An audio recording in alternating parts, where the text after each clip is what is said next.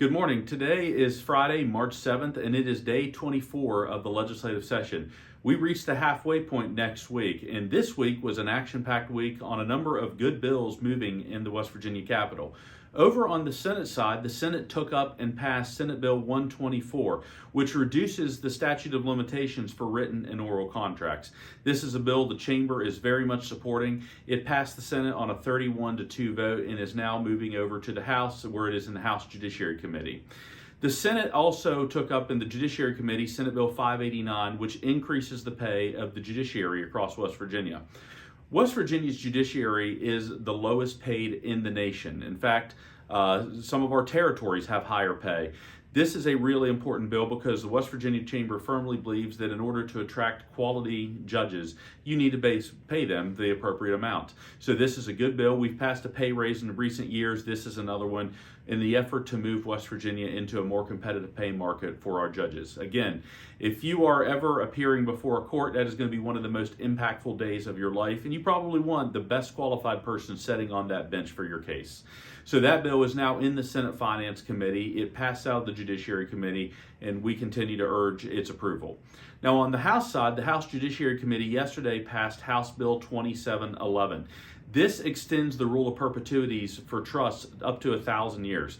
This is a really good bill. North Dakota has had a lot of trust business in their state because of policies like this. So West Virginia is trying to catch up on that, get ahead of many other states on this rule, and the West Virginia Chamber could not be more excited. That bill is breezed through the Judiciary Committee and the House Court Subcommittee and is now headed to the floor.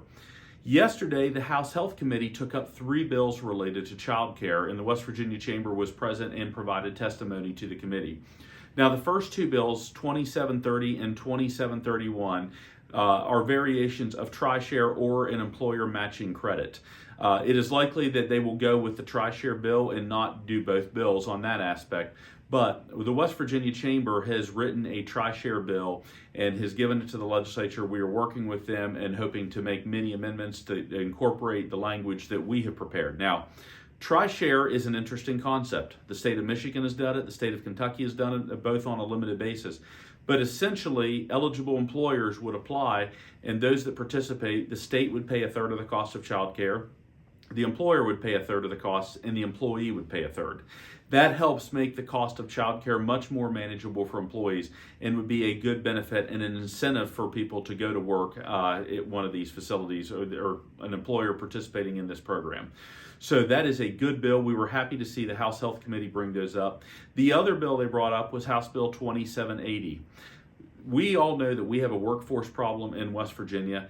Our child care providers are not immune to that problem. We've had a number of daycare centers close down across the state or have to close classrooms because of their inability to staff them. This bill says very clearly that if you work for a child care provider for at least 20 hours a week, then your children are eligible for state subsidy for child care. Why that is so important is right now, with the cost of child care, the workers that work at these centers, unless they're on subsidy due to a lower income level, they cannot afford the slots for their own children. So this bill really helps to address that and incentivize people who are above the line for state subsidy to be willing to work at a child care facility, because then they could also bring their own children there, which helps with education, helps with socialization. So a lot of benefits there in this bill. That bill was also discussed. So all 3 of those child care bills will head towards the markup stage, which will likely occur next week in the House Health Committee. Again, if you have any questions about things that are moving, please feel free to reach out. My email address is bdayton@wvchamber.com. And thank you very much for your continued support of the West Virginia Chamber.